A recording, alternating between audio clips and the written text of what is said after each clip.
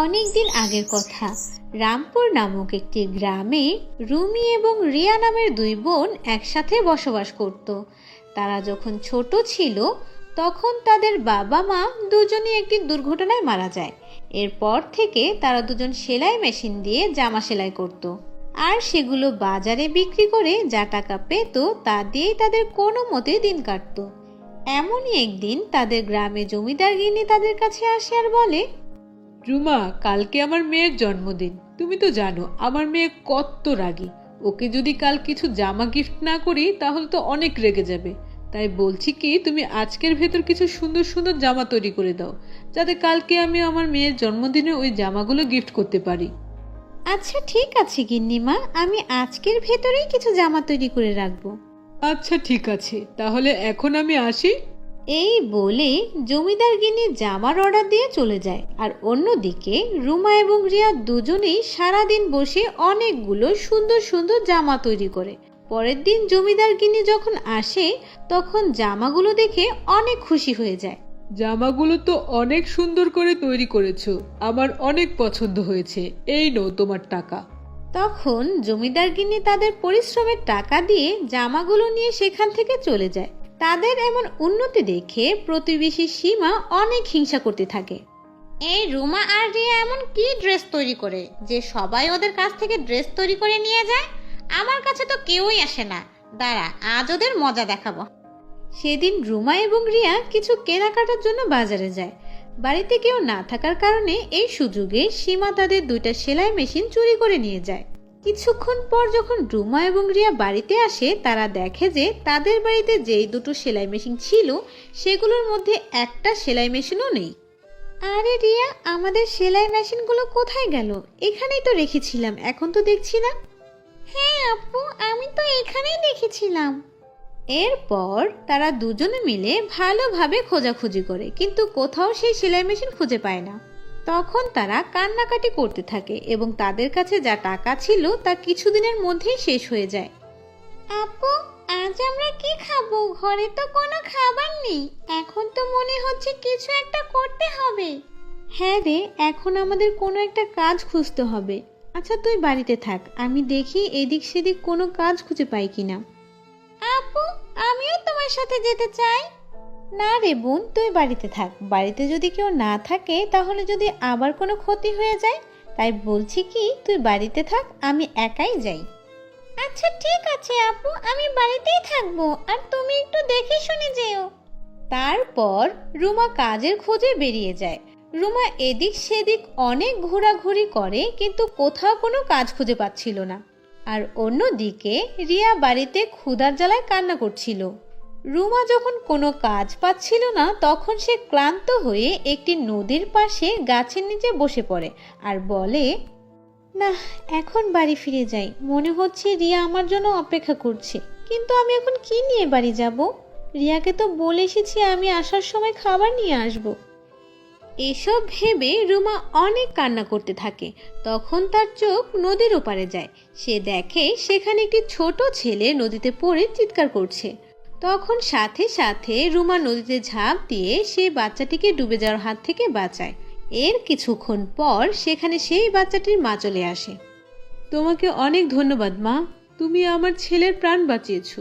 তুমি নিজের জীবনের পরোয়া না করে নদীতে ঝাঁপ দিয়েছো। তোমাকে অসংখ্য ধন্যবাদ। কিন্তু মনে হচ্ছে তোমার মন খারাপ। আচ্ছা, আমি কি তোমার মন খারাপের কারণটা জানতে পারি? তখন রুমা তার সব কষ্টের কথা মহিলার কাছে খুলে বলে। এসব শুনে মহিলাটি বলে, ও, এই ব্যাপার। তুমি ও নিয়ে কোনো চিন্তা করো না। আমার কাছে দুটো সেলাই মেশিন আছে। দেখতেই তো পারছো কত বয়স হয়েছে। এখন কি এই বয়সে সেলাই মেশিন চালাতে পারি? তাই ঘরে পড়ে আছে। তুমি আমার সাথে আমার বাড়িতে চলো, সেখানে গিয়ে আমি তোমাকে সেলাই মেশিনগুলো বুঝিয়ে দিব। আপনি যদি সেলাই মেশিন দুটো আমাকে দিয়ে দেন তাহলে আপনার কি হবে? ওসব নিয়ে কোনো ভাবার দরকার নেই। তুমি আমার যে বড় উপকার করেছো এর থেকে এই জিনিস দুটো একেবারেই ছোট। তাই বলছি কি, তুমি আমার বাড়িতে আমার সাথে চলো, সেখানে গিয়েই সব কথা হবে। এই বলে ওই মহিলাটি রুমাকে তাদের বাড়িতে এনে অনেক খাবার দেয়। খাবার খেয়ে রুমা ওই মহিলার দুটো সেলাই মেশিন নিয়ে বাড়িতে চলে আসে আর রিয়াকে তার সব কথা খুলে বলে। ভালোই হয়েছে, এখন আমাদের আর কষ্ট করতে হবে না। আমরা আবারও আগের মতো চলাফেরা করতে পারবো, পেট ভরে খেতে পারবো। তুমি কি বলো আপু? হ্যাঁ রে, তুই ঠিক বলেছিস, এখন আর আমাদের কোনো কষ্ট করতে হবে না। এসব বলে তারা দুজন তাদের কাজ শুরু করে। তখন রুমা বলে, এই জামাটার মধ্যে যদি সোনার কিছু পাথর বসানো যেত তাহলে জামাটা আরো অনেক সুন্দর হয়ে যেত। এ কথা বলা মাত্রই সেই সেলাই মেশিনের ভেতর থেকে সোনার পাথর বেরিয়ে পুরো জামায় ভরে যায়, আর এতে অনেক সুন্দর দেখা যায়। আরে, এখানে তো দেখছি সত্যি সোনার পাথর বসে গেল। বুঝতে পেরেছি, এগুলো মনে হচ্ছে জাদুর সেলাই মেশিন। আচ্ছা যাই দেখি, রিয়ার সেলাই মেশিনটাও জাদুর কিনা। রুমা রিয়ার কাছে থাকা সেই সেলাই মেশিনের কাছে আসে আর বলে, এই জামার মধ্যে যদি রূপোর পাথর লাগানো যেত তাহলে অনেক সুন্দর দেখা যেত। এ কথা বলার সাথে সাথে সেই জামার উপর অনেকগুলো রূপোর পাথর দিয়ে ভরে যায়। এগুলো দেখে তারা দুজন অনেক অবাক হয়ে যায়। আপু, মনে হচ্ছে এগুলো জাদুর সেলাই মেশিন। হ্যাঁ রিয়া, তুই ঠিক বলেছিস, আমারও মনে হচ্ছে এগুলো জাদুর সেলাই মেশিন। আচ্ছা, আমি একটু ওই মহিলার সাথে গিয়ে দেখা করে আসি। মনে হচ্ছে উনি এই জাদুর সেলাই মেশিনগুলো সম্পর্কে জানে না। এসব বলে রুমা সেই মহিলার বাড়ির কাছে যায় যে তাকে দুটো সেলাই মেশিন দিয়েছিল, কিন্তু সেখানে গিয়ে রুমা কাউকে দেখতে পেল না। ঠিক তখনই সেখানে মহিলাটি একটি পরীর রূপে আসে আর বলে, মা, তুমি ভয় পেও না, আমি ওই মহিলা যে তোমাকে দুটো সেলাই মেশিন দিয়েছি।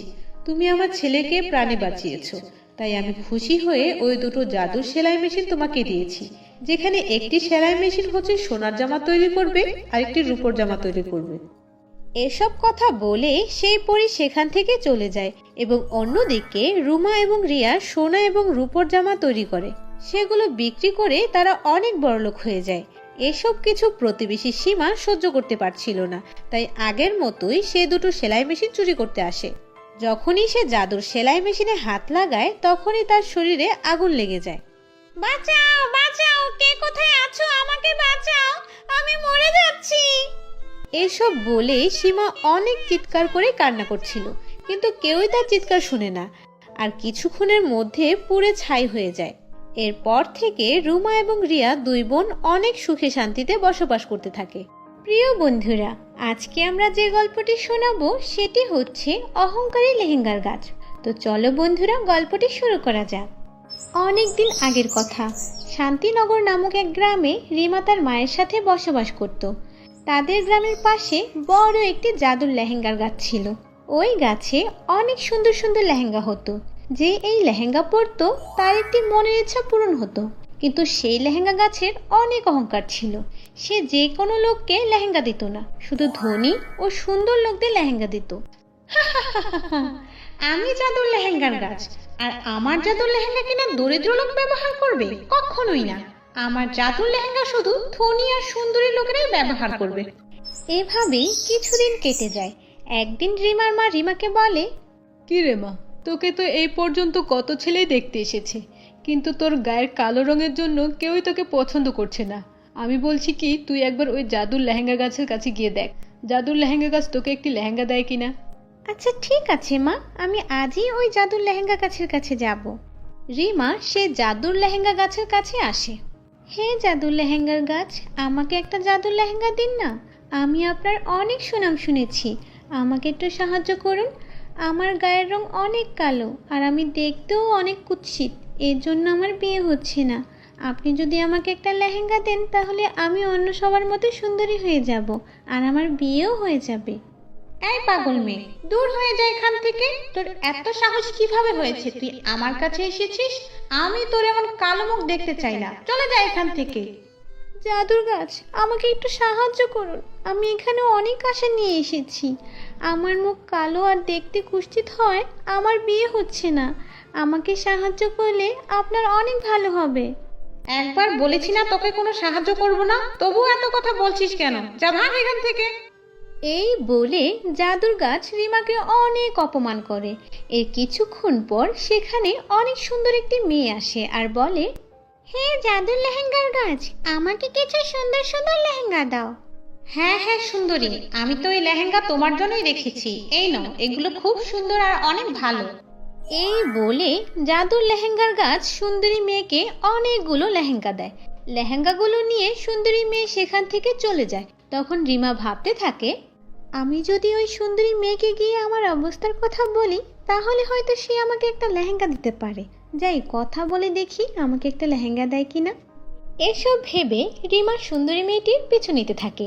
এর কিছুক্ষণ পর রিমা দেখে সে সুন্দরী মেয়েটি জঙ্গলের একটি গুহার মধ্যে প্রবেশ করে এবং সে আড়াল থেকে দেখে যে মেয়েটি একটি শয়তান ডাইনি ছিল। আরে বাহ, সত্যি তো এই জাদুর লেহেঙ্গার গাছটি অনেক শক্তিশালী আর কাজের। আমি কাল সকালে গিয়ে সেই জাদুর লেহেঙ্গার গাছটি কেটে আমার গুহায় নিয়ে আসব, আর ওর সব জাদুর শক্তি আমি নিয়ে নেব। তখন আমি পৃথিবীর সবচেয়ে বড় আর শক্তিশালী ডাইনি হয়ে যাব।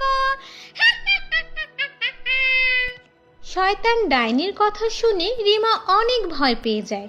আরে এই তো দেখছি একটা শয়তান ডাইনি। না বাবা, আমাকে এক্ষুনি এখান থেকে পালিয়ে যেতে হবে, না হলে ও আমাকে দেখলে মেরেই ফেলবে। আর ওই জাদুর লেহেঙ্গার গাছকে গিয়ে সব কিছু বলতে হবে। এসব ভেবে রিমা দ্রুত সেই গাছের কাছে আসে আর সব কিছু খুলে বলে। জাদুর গাছ রিমার কথা বিশ্বাস না করে তাকে তাড়িয়ে দেয়। পরের দিন সকালে সেই ডাইনি একটি কুড়াল হাতে নিয়ে জাদুর গাছ কাটতে আসে। তখন জাদুর লেহেঙ্গার গাছ বলতে থাকে, আরে না না, এসব আমার সাথে কি হচ্ছে? ওই মেয়ে তো সত্যি কথাই বলেছে, এই ডাইনি তো এখন সত্যি আমাকে মারতে এসেছে। কি জাদুর গাছ, মরার জন্য তৈরি আছো তো? আমি তোমাকে কেটে এখান থেকে নিয়ে যাব, আর তোমার সব জাদুর শক্তি আমি নিয়ে যাব। দাঁড়াও, তুমি যদি এই জাদুর লেহেঙ্গার গাছের মধ্যে একবার হাত লাগাও তাহলে তোমাকে আগুনে পুড়ে মেরে ফেলবো। রিমার কথা শুনে শয়তান ডাইনি জোরে জোরে হাসতে থাকে আর বলে, তুই আমাকে মারবি, তাও আবার এই সামান্য আগুন দিয়ে? দাঁড়া, আমার হাত থেকে তোকে আজকে আর কেউ বাঁচাতে পারবে না। এই বলে ডাইনি রিমাকে মারতে যাচ্ছিল, তখনই হঠাৎ ডাইনি পা পিছলে মাটিতে পড়ে যায়। এই সুযোগে রিমা ডাইনির জাদুর কুড়াল হাতে তুলে নেয় আর বলে, দেখো, তুমি যদি এখান থেকে না যাও তাহলে তোমাকে আমি কুড়াল দিয়ে মেরে ফেলবো। না না, তুমি আমাকে কিচ্ছু করো না, আমাকে ক্ষমা করে দাও। আমি এক্ষুনি এখান থেকে চলে যাব, আর কখনো তোমাকে পেরেশান করব না। এই বলে শয়তান ডাইনি সেখান থেকে চলে যায়। আর জাদুর লেহেঙ্গার গাছ রিমির প্রতি খুশি হয়ে বলে, মেয়ে, তোমাকে অনেক ধন্যবাদ। আজ তুমি যদি না থাকতে তাহলে শয়তান ডাইনি আমাকে মেরে ফেলতো। আরে ওসব কিছু না, একজন বিপদে পড়লে আরেকজন সাহায্য করবে, এটাই তো স্বাভাবিক। এসব বলে জাদুর লেহেঙ্গার গাছ রিমিকে অনেকগুলো সুন্দর সুন্দর জাদুর লেহেঙ্গা দেয়, আর সেগুলো পরে রিমি অনেক সুন্দর হয়ে যায়। এর পরের দিনগুলো খুব সুখে শান্তিতে কাটাতে থাকে। তো বন্ধুরা, আমাদের আজকের গল্পটি তোমাদের কাছে কেমন লেগেছে? যদি ভালো লেগে থাকে তাহলে অবশ্যই লাইক করবে এবং বন্ধুদের সাথে শেয়ার করবে। আর হ্যাঁ, আমাদের বাংলা ম্যাজিক স্টোরি চ্যানেলটি যদি এখনও সাবস্ক্রাইব করে না থাকো তাহলে অবশ্যই সাবস্ক্রাইব করবে। ধন্যবাদ।